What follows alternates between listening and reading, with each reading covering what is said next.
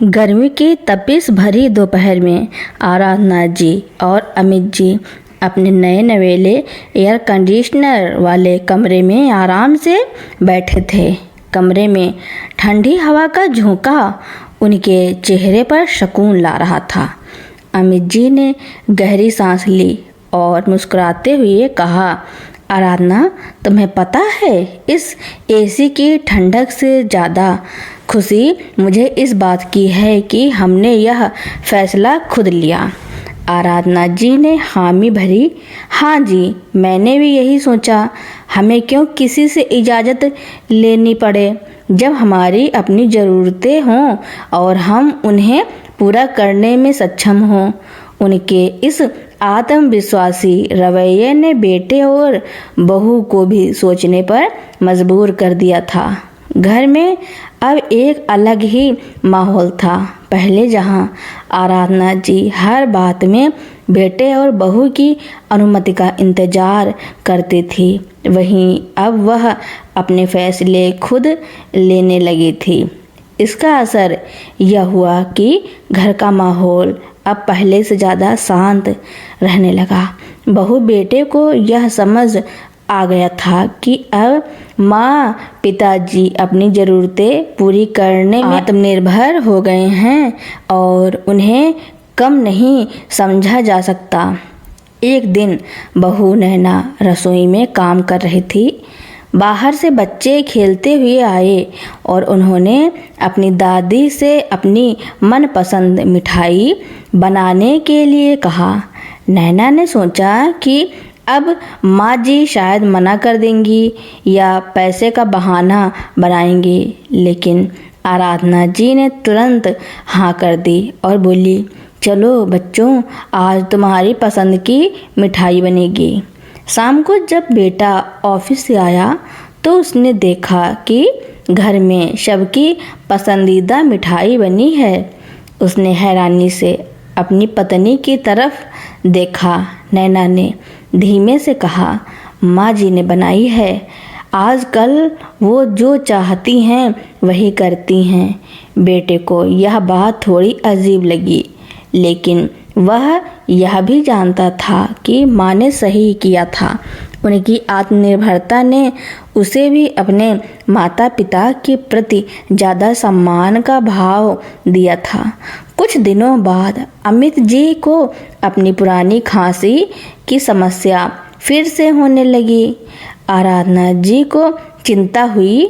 पहले वो बेटे से डॉक्टर के पास जाने की बात करती, लेकिन इस बार उन्होंने खुद ही अमित जी के लिए अपॉइंटमेंट लिया और दोनों डॉक्टर के पास गए। डॉक्टर ने कुछ दवाइयाँ लिखी और कहा कि उन्हें आराम की ज़रूरत है। घर लौटकर आराधना जी ने अमित जी को आराम करने के लिए कहा और खुद उनके खाने पीने का ध्यान रखने लगी। बेटे और बहू को जब इस बात का पता चला तो उन्हें भी लगा कि माँ पिताजी अब किसी पर निर्भर नहीं हैं। एक शाम जब सब लोग साथ बैठे थे तो अमित जी ने बात छेड़ दी, आजकल घर में कितना सुकून है ना। बेटे ने भी सहमति जताई। हाँ पिताजी, मुझे भी लगता है। माँ अब अपनी ज़रूरतें खुद ही देख लेती हैं तो घर में झगड़े भी कम हो गए हैं। आराधना जी ने मुस्कुराते हुए कहा, देखो बेटा, हम यह सब इसलिए कर रहे थे क्योंकि हमें लगा कि तुम हमारा ध्यान रखोगे, लेकिन जब हमें लगा कि हमारी ज़रूरतें अनसुनी की जा रही हैं तो हमने सोचा कि क्यों ना हम खुद ही उनका ख्याल रखें। यह हमारा घर है और हम यहाँ सुख शांति से रहना चाहते हैं। नैना ने भी इस बात पर सहमति जताते हुए कहा, हाँ माँ जी, मैं भी समझ गई हूँ, आपकी जगह सही थी। हमें आपकी बात सुननी चाहिए थी। इस नई समझ के साथ घर में एक नया संतुलन बन गया था। आराधना जी और अमित जी ने अपनी आत्मनिर्भरता का आनंद लिया। वहीं बेटे और बहू ने अपने माता पिता के प्रति ज़्यादा सम्मान और समझ विकसित की। अब घर में छोटी छोटी बातों पर कलह नहीं होती थी, बल्कि एक दूसरे की ज़रूरतों को समझा जाता था। आराधना जी ने अपनी आंखों में चमक के साथ अमित जी से कहा, यह सिर्फ एक एसी नहीं है जी, यह हमारी आज़ादी है। यह हमें सिखाता है कि हमें कभी भी किसी पर पूरी तरह से निर्भर नहीं रहना चाहिए। अमित जी ने मुस्कुराते हुए कहा, तुमने बिल्कुल सही कहा आराधना, हमने पुरानी नींव पर एक नई और मजबूत इमारत बना ली है, जहां हम सब खुशी और सम्मान के साथ रह सकते हैं। आराधना जी और अमित जी के जीवन में अब एक नई सुबह थी। एसी की ठंडी हवा ने न केवल उनके कमरे को बल्कि उनके मन को भी शांत कर दिया था। बहू बेटे के साथ रिश्तों में आई दूरी भी धीरे धीरे कम हो रही थी। उन्हें समझ आ गया था कि माता पिता का सम्मान करना और उनकी ज़रूरतों को पूरा करना कितना ज़रूरी है। एक दिन दोपहर में अमित जी अपने कमरे में आराम कर रहे थे। बाहर से नैना की सहेलियां आई थी और वे सब लिविंग रूम में बैठकर बातें कर रही थी। बातें करते करते नैना ने अपनी एक सहेली से कहा, यार माँ जी और पिताजी ने इस बार बहुत अच्छा किया जो अपने लिए एसी लगवा लिया। सोचो अगर आज भी वे पंखे की गर्म हवा में रहते तो कितनी मुश्किल होती। उसकी सहेली ने पूछा, क्या हुआ था? नैना ने पूरी बात विस्तार से बताई कि कैसे पहले गर्मी की वजह से उनके माता पिता परेशान रहते थे और कैसे अब उन्होंने खुद अपने लिए एसी लगवा लिया है। सहेली ने नैना की बात सुनकर कहा, तुम लोग बहुत अच्छे हो जो अपने माता पिता का इतना ध्यान रखते हो। नैना ने बस हल्की सी मुस्कान दी और कुछ नहीं कहा। उसे अपने अंदर एक अजीब सी संतुष्टि महसूस हो रही थी। शाम को जब बेटा ऑफिस से आया तो आराधना जी ने उससे पूछा, बेटा तुम्हारे ऑफिस में आजकल काम कैसा चल रहा है? सब ठीक है। बेटे को माँ का ऐसे पूछना अच्छा लगा। पहले वह अपनी परेशानियाँ बताने में हिचकिचाता था, लेकिन अब उसे लगा कि माँ बाप उसकी बात समझेंगे। उसने बताया कि कैसे ऑफिस में एक नया प्रोजेक्ट आया है और उसे उसमें बहुत मेहनत करनी पड़ रही है। आराधना जी ने उसे धैर्य से सुना और कहा, बेटा मेहनत कभी बेकार नहीं जाती। तुम बस अपना काम ईमानदारी से करते रहो, सफलता जरूर मिलेगी। बेटे को माँ की यह बात सुनकर बहुत हिम्मत मिली। कुछ दिनों बाद आराधना जी और अमित जी ने मिलकर अपने कमरे में कुछ और बदलाव करने का सोचा। उन्होंने अपने कमरे में एक छोटी सी अलमारी लगवाने का फैसला किया ताकि उनकी कुछ निजी चीज़ें व्यवस्थित रहें। इस बार उन्होंने बेटे से अनुमति नहीं ली, बल्कि सीधे एक बढ़ई को बुलाया और काम शुरू करवा दिया। जब बेटा और बहू ने देखा कि माँ पिताजी अपने कमरे को अपने हिसाब से सजा रहे हैं तो उन्हें कोई आपत्ति नहीं हुई, बल्कि नैना ने तो बढ़ई को कुछ सुझाव भी दिए जिससे अलमारी और सुंदर बन गई। आराधना जी को यह देखकर बहुत खुशी हुई कि अब बहू भी उनके निर्णयों में सहयोग कर रही है। एक शाम नैना के मायके से उसकी बहनें और भाभी फिर से आने वाली थी। पिछली बार की तरह इस बार कोई हाय तौबा नहीं मची। नैना ने खुद ही आराधना जी से कहा, माँ जी मेरी बहनें आ रही हैं, क्या आप उन्हें रात के खाने में अपनी स्पेशल पनीर की सब्ज़ी बनाकर खिला सकती हैं? उन्हें बहुत पसंद है।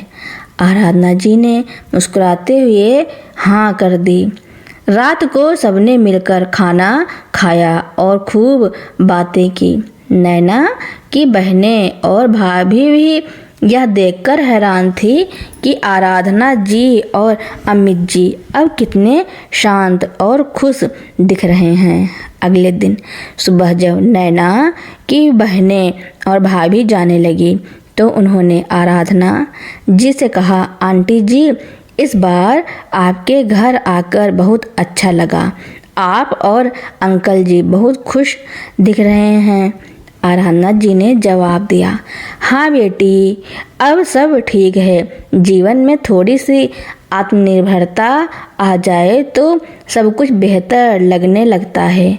इस घटना के बाद आराधना जी और अमित जी ने महसूस किया कि उन्होंने न केवल अपने लिए एक आरामदायक जीवन सुनिश्चित किया है, बल्कि उन्होंने अपने बच्चों को भी एक महत्वपूर्ण सबक सिखाया है।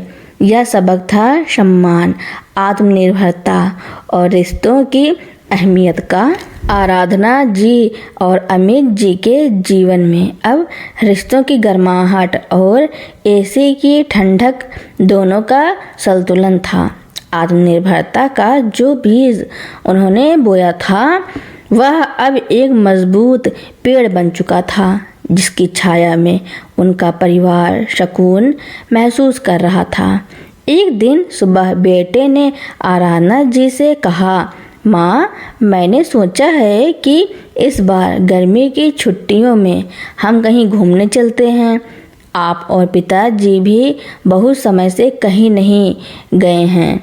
आराधना जी को यह सुनकर सुखद आश्चर्य हुआ। पहले ऐसी बातें अक्सर नैना के मायके वाले के लिए होती थी।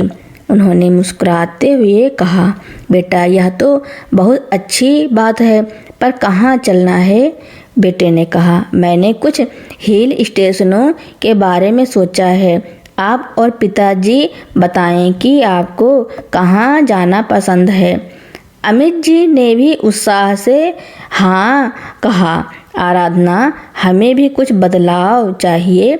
अब एसी की आदत हो गई है तो घर में बैठे बैठे भी बाहर घूमने का मन करता है। नैना भी इस बात से खुश थी। उसने कहा, हाँ माँ जी, आप लोग बहुत समय से कहीं नहीं गए हैं। बच्चों को भी बहुत मज़ा आएगा। अब घर में छोटी छोटी खुशियों को मिलकर सेलिब्रेट किया जाने लगा था। छुट्टियों में पूरा परिवार एक साथ घूमने गया। पहाड़ की ठंडी हवा और प्राकृतिक सुंदरता ने आराधना जी और अमित जी को नई ऊर्जा से भर दिया। बेटे और बहू ने भी इस बार उनका पूरा ध्यान रखा। अमित जी को जहाँ भी परेशानी होती, बेटा तुरंत उनकी मदद करता। आराधना जी को भी लगा कि उनके बेटे बहू ने अब सच में उनकी ज़रूरतों को समझना शुरू कर दिया है। वापस आकर भी सब कुछ बदल चुका था। आराधना जी ने अपनी पुरानी हॉबी बुनाई को फिर से शुरू कर दिया था। वह अब अपने लिए और अपने नाती पोतों के लिए स्वेटर और शॉल बुनने लगी थी। अमित जी भी सुबह शाम पार्क में टहलने जाते और अपने पुराने दोस्तों से मिलते। उनकी सेहत में भी काफ़ी सुधार आया था, क्योंकि वे अब तनाव मुक्त रहते थे।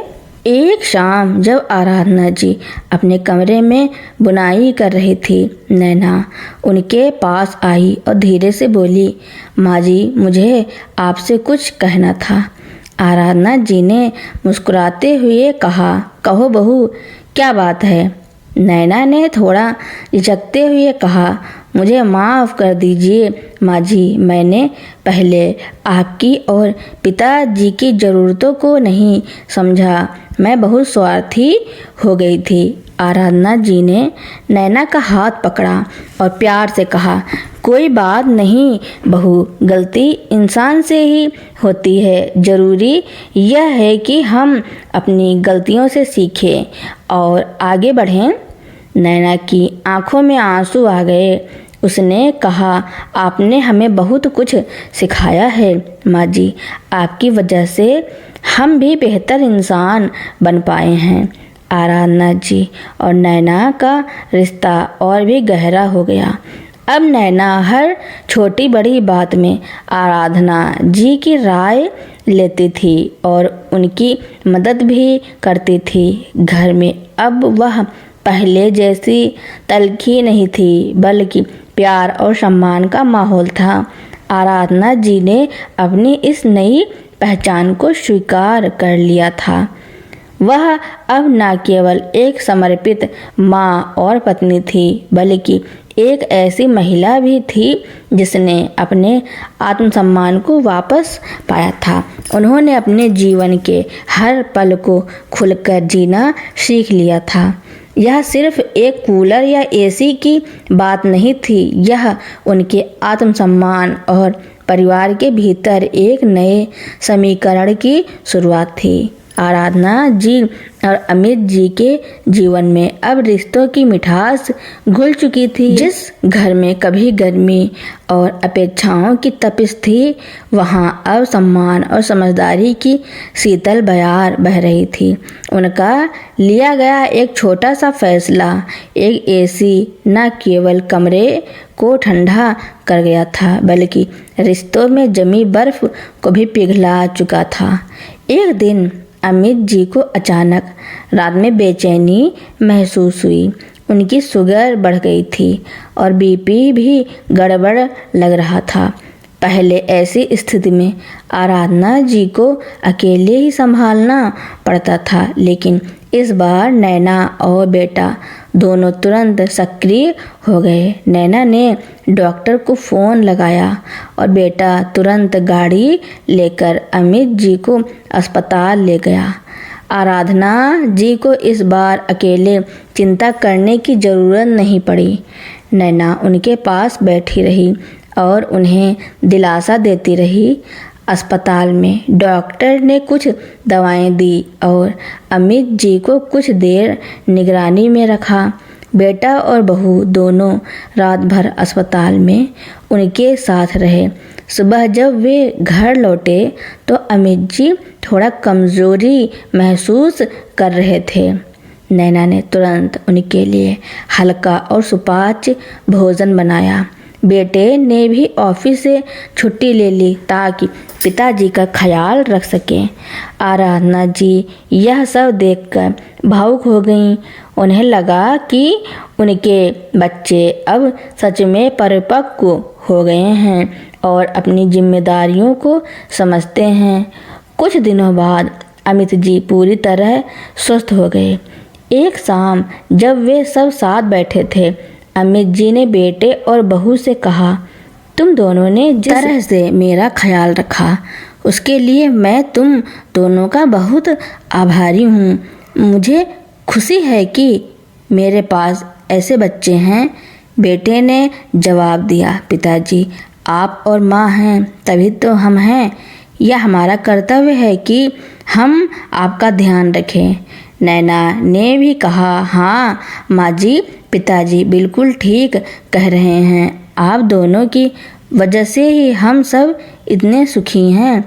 इस घटना ने उनके रिश्तों को और भी मजबूत कर दिया। आराधना जी और अमित जी ने महसूस किया कि कभी कभी जीवन में थोड़ी कठोरता भी ज़रूरी होती है ताकि दूसरे लोग आपकी ज़रूरतों को समझें। उन्होंने अपनी स्वतंत्रता को खोए बिना अपने परिवार में अपना स्थान फिर से हासिल कर लिया था।